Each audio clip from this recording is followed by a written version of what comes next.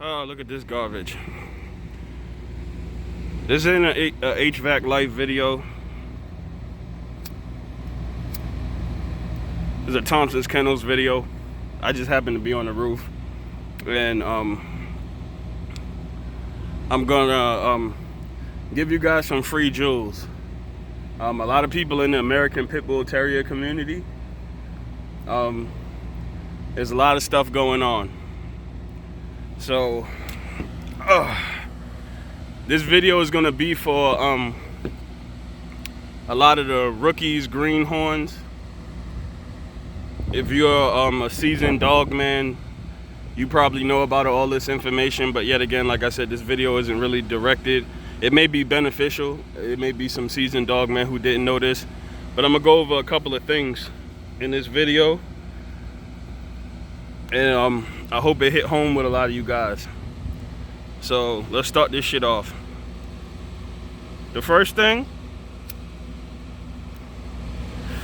is owning these dogs is not like owning any other type of breed of dog. Y'all really need to understand this. There's a lot of issues with these dogs as far as the Humane Society goes, as far as you being implicated in a lot of shit with these dogs just because you own them or own several of them. But the first list I'm gonna say is, first thing you do is you guys need to find a good veterinarian. You guys need to go interview some veterinarians. And I know a lot of y'all like interview. Yeah, interview. You're spending your money, they're providing a service for you. So essentially is they work for you. So you need to go interview some veterinarians. I would say if you're in a city area, go to some of the rural areas around you and check out some of the vets over there that are seasoned with dealing with these type of dogs, American Pit Bull Terriers. Every vet is not your damn friend. Some of them will look at you like I met a lot of bad veterinarians, and you know, God bless me where I met a real good veterinarian, and me and him been working together for years and years. But some of these veterinarians are shady. That's why I say interview them. Just don't pop up at their office when something is wrong and you need the attention immediately. Go ahead and talk to them prior and find out if they're dog racist. And I know that's funny for a lot of y'all, but there's veterinarians who are dog racist. If you own American Pit Bull Terriers, you walk into their office, it's already a stigma on you because you own that breed of dog. So find a veterinarian who's seasoned in dealing with working dogs. I mean, working dogs. A veterinarian that works with the guys who go coon hounding, pig hunting. They're seasoned in working with working dogs, and they know the things that come along with these type of breeds. Interview a good vet. Get one and stick with them. Part 2 of this: the cleanliness of your fucking yard. I am borderline OCD. My wife will tell you when it comes to the cleanliness of your yard. I am a 2-time yard guy. I hit mines in the morning before I go to work. I hit it when I come home from work. So my dogs get watered twice, cleaned up, fed up. If you are not a cleanly person, get the fuck out of dogs.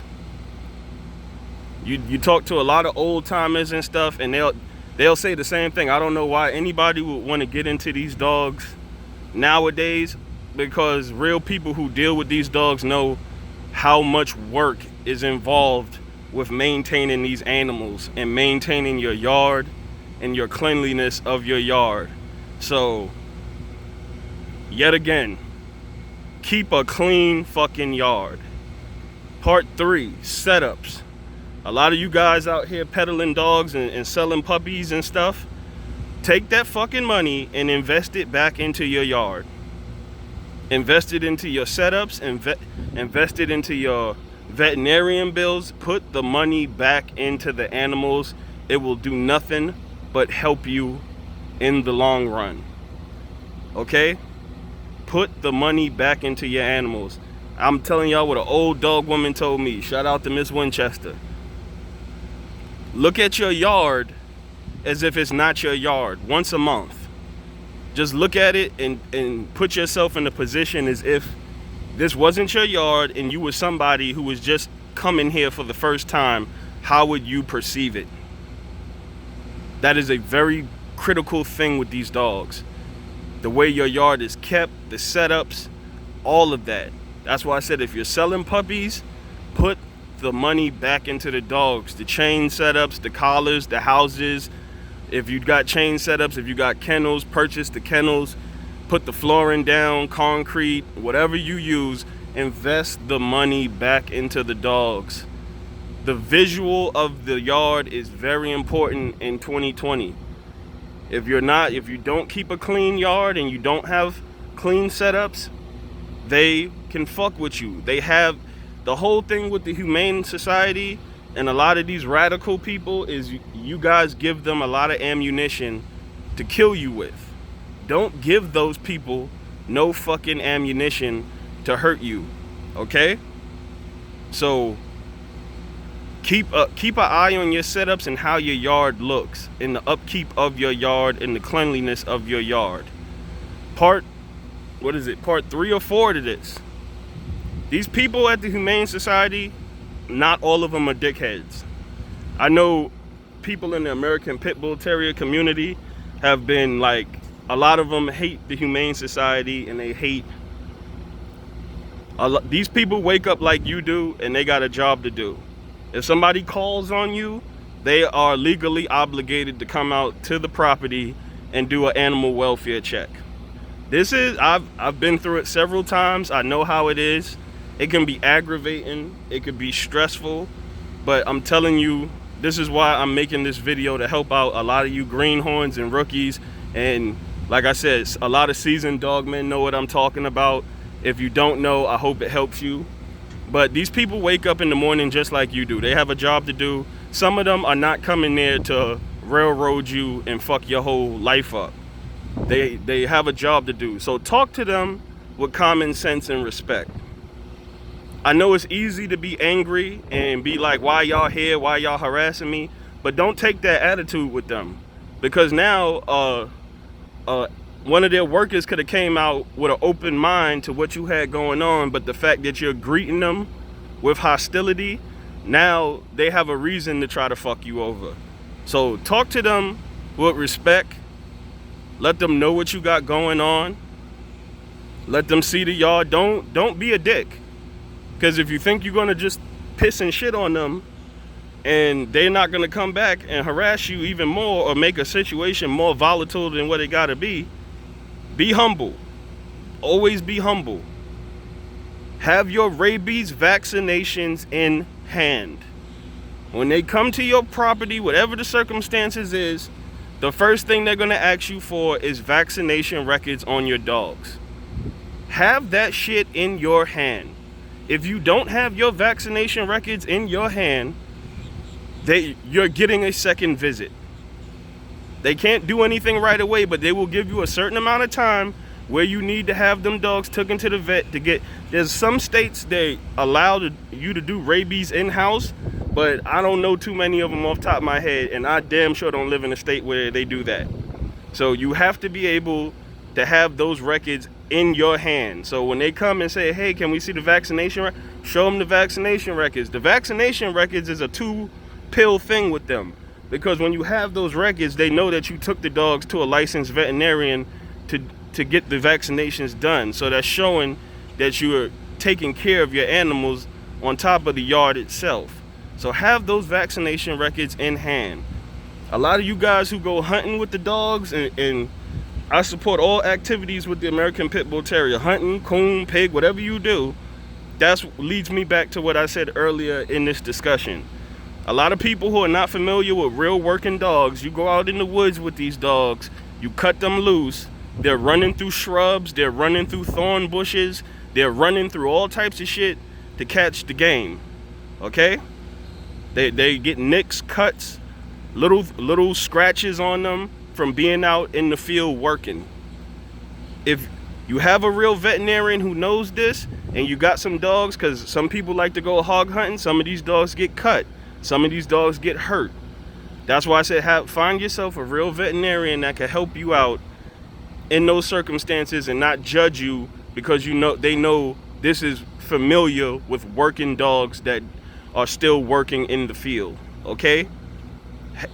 That veterinarian will give you records. So if you do have a dog with some nicks and scars, and I'm not talking tremendous wounds, but you know, scars where the fur doesn't come back all the way and there's a couple of little nicks here and there, have those records on hand. So when they do ask you, oh, what's with this one?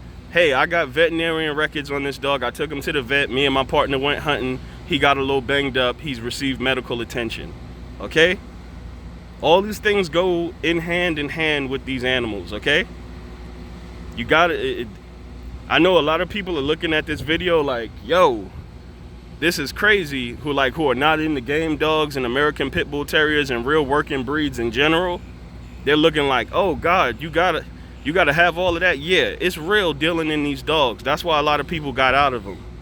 It was so much of a headache and so much of a liability that people just got out of it. But you have to know what you're doing, and you have to dot your I's and cross your T's with these dogs to minimize the level of you being jammed up by the law. You have to take precaution. I keep a lawyer on a retainer, okay? If you go around, this is going to be another part of this. If you got these dogs and you're selling dogs and you're doing this, that, and the third, you better take some money and get yourself a fucking lawyer and pay that little retainer fee. It may be $400 or $500, but I'm telling you from personal experience, that'll be the best money you ever fucking spent in your life. Keep a retainer on a lawyer in case shit goes left and you run across the wrong worker or animal control officer that just wants to have it out for you. Keep that lawyer as a retainer. It changes the whole playing field when you have a lawyer on retainer. And like I said, it costs a lot of money. I know a lot of the things I'm mentioning in this video, I work, so I put money into this, but it costs money. And if you don't have the money, really? If you don't have the money to do this at a high level, I really would suggest that you need to minimize your animals or minimize what you got going on. You may have to downsize, but it costs money to do this and to do it the right way. So if you do a breeding and you sell your puppies, yet again, invest in a lawyer. Just have one on deck. That retainer can be rolled over for anything, but have that on deck with your animals. Let's get to another part of this. We went over the Humane Society, went over your records. Hold on, I don't want to have a brain. Yeah, social media. Hold on, I'm trying to.